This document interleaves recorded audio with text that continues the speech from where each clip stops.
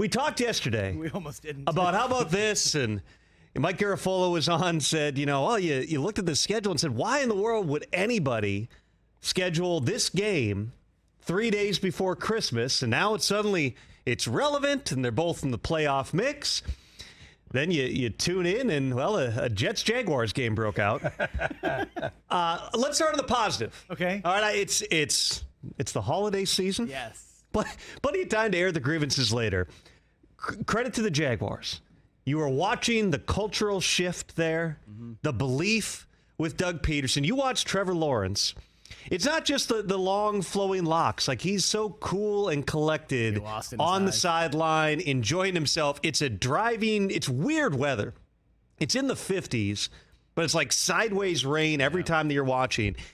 And the guy just goes out and operates and makes things happen. The Jaguars now a half game back of a Titans team that will be starting a rookie third-string quarterback this weekend against the Texans in Malik Willis. You may well be looking at a Jaguars team that is playing in the postseason for the first time in 5 years. Wow. I was down there when they faced the Giants back in October, and it was one of those, like every Giants game early in the season, just a complete cluster at the end, and somehow the Giants come out on top of it. And I talked to Doug Peterson before that game, and he was just saying, this is such a young team. All we're trying to do is just get them to finish. We've just got to be able to finish these games. I know that we've got talent. We got a lot of young players. We got a young quarterback. There's a lot of positive signs here. We just got to find a way. And they've done that over the past month here to put themselves in playoff position. And then you've got the Jets. When you've got "We want Flacco" chants breaking out. We want Flacco. And then you don't even get Flacco? Nothing against Joe. This is not a good sign for the state of everything happening in New York. And I'm not going to jump on the train of this is it for Zach Wilson and it's a disaster, his career's over. Because I think that we can be prisoners of the moment in these things a lot of the time. He's a young quarterback. He's 23 years old. He's trying to figure it out. I went back last night and read the quarterback piece that I always write before every draft. I write it usually before the combine, before the draft, about the questions about the quarterbacks, then just everything, good and bad, what all the coaches and GMs are telling me prior to the draft. Here was one passage that stuck with me. Then there's Wilson's ability to connect with NFL teammates who surely can get on board with their new QB's edge, boy band looks and swagger, as long as Wilson's dealing in their winning games. One executive described it last month as a little bit of Baker Mayfield syndrome, where you like the edge to a point. It's just whether or not you can control it and toe the line. Others compare Zach Wilson to Russell Wilson, a 7-time Pro Bowl pick and Super Bowl champion whose relationship with the Seahawks has become strained after nearly a decade in Seattle, with his personal brand growing beyond football.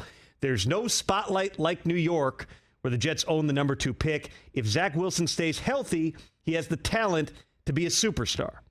And that is not based on my opinion. I don't watch 10 seconds of tape. I just talk to the people who are in it. This was not Joe Douglas and Robert Saleh and the Jets organization out on a limb on Zach Wilson.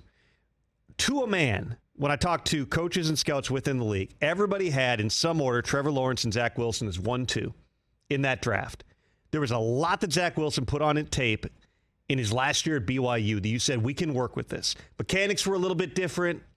Everything's kind of a trick shot, but he had honed it to the point, and he has such high work ethic. Still does.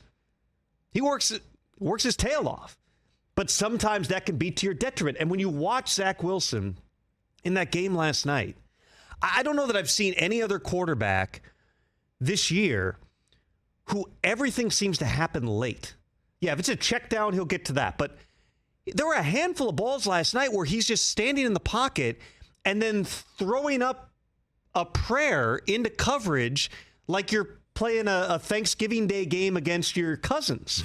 Just they're not NFL plays. They're not within the structure of the offense. This is a rhythm, timing, tempo offense. He did a lot of that stuff at BYU. And, yeah, you had elements last night. You got no run game. You've got a lot of challenging factors. But this is not the guy right now that the Jets thought that they were getting. Robert Saleh was already back on the podium this morning talking about his quarterback situation. Let's play a little bit of that right now. Robert, if Mike's not cleared, are you prepared to go to Zach in Seattle? Again, we got time, Al. I don't have those answers for you yet. Is Zach's biggest problem physical or mental right now, in your opinion? I think confidence. For Zach, and it doesn't take long to flip. He just needs a string of a good string of consecutive games, quarters, plays of putting together good football, and once you get in a groove, everything just starts clicking and moving faster. And that goes back to what I wrote and what I was being told before the draft. Like, you look at Baker Mayfield. Baker Mayfield's had some really good stretches. They're different guys, different personalities, different players. But when Baker was hot in 2020 and the Browns are going to the playoffs and winning their first playoff game in decades, you got on board with Baker Mayfield. Then suddenly things go sideways a little bit, and it seems like it all falls apart. When you are a lightning rod type of a player, it just changes the entire context of everything about you. And Zach Wilson, again, different personality. He's not salty. He doesn't have that same chip on his shoulder like Baker, but you're playing in New York. You're playing on the biggest stage possible. And you've got a fan base that, based on everything they've seen, especially at the quarterback position over the last decade or so, is just waiting for you to throw an incompletion and start booing you. And by the way, the crowd shots last night of everybody wearing like the garbage bags, you have a group that is just asking, please let us be angry about the situation. Who is showing up at that point? I get it. I appreciate the fans who do it. You would have to pay me a lot to show up in that weather and watch what took place last night. I also think that the Jets right now are a perfect example of what I always say, which is one of the most dangerous things that can happen to an NFL organization is winning before you're ready to win. Because if you polled Jets fans going into this season and you said Jets are going to end up like 9-8, 8-9, nobody's happy, I'm sure. You want to go to the playoffs, but you're like, okay, that's growth. Mm-hmm. That means our young guys were probably pretty good. Everything about how Joe Douglas and Robert Saleh have built this thing has really been about a 3-year plan. It's been about 2023. That's when this group is going to be ready to win. I talked to Robert Saleh like a month ago, and he was referring to them as the baby Jets. Look at the ages, all right? If you're talking about your young core, right, on the Jets, like the guys you're going to build around, even set aside 23-year-old Zach Wilson, Breece Hall, who's on injured reserve, and that injury was one of the biggest factors, certainly, if you look at the timeline here, in the Jets not being the same offensively. Breece Hall's 22. Sauce Gardner, who is probably going to be the runaway winner for Defensive Rookie of the Year. He was in my poll of GMs this week. He's 22. Sauce. Elijah Moore is 22 and still a Jet. Garrett Wilson, quite possibly the Offensive Rookie of the Year. He's 22. Elijah Vera Tucker, another really important player, super versatile young offensive lineman. He's 23. Michael Carter's 23. Quinnen Williams, who's one of the dominant interior defensive linemen in the whole league and is going to get paid sooner than later, is 25. This was never about 2022. But when you start out 7-4, it's a lot different than if you just went win-loss, win-loss, win-loss, win-loss over the whole season, and you could get to the end and go, okay, we're building off of this.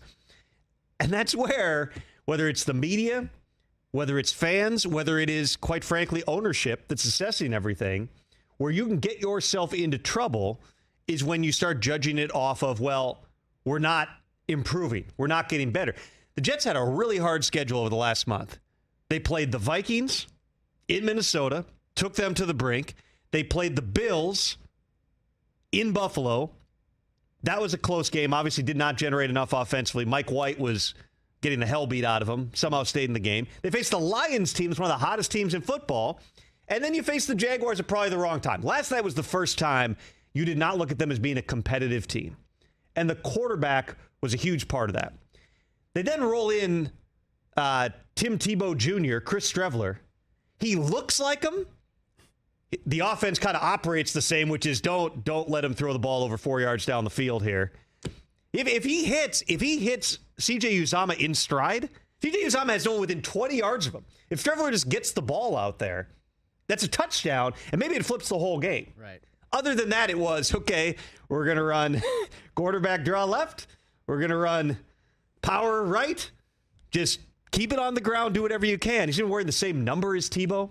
I don't think Tebow had a sleeve like that, right? No. No tats. No ink for Tebow. I thought the same thing. It was nice to see Saleh reach into the depths of the drawer in his office and find Rex Ryan's Tebow package that never got used. Remember when Tebow joined? Rex, I got a package for Tebow.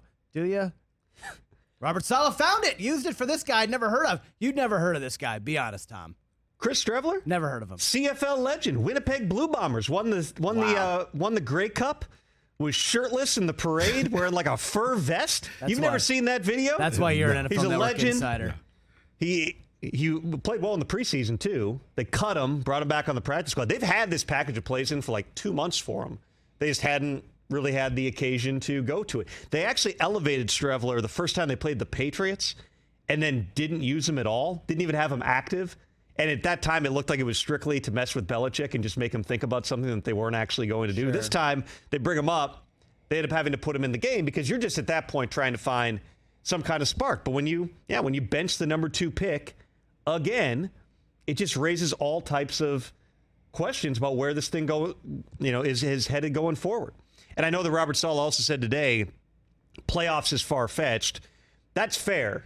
They're not mathematically eliminated, but they need pretty much everything to go their way. And they got to beat a Seahawks team next week that's in the thick of things in the NFC playoff race. Catch the Rich Eisen Show every single day on the Roku channel, 12 to 3 Eastern, for free.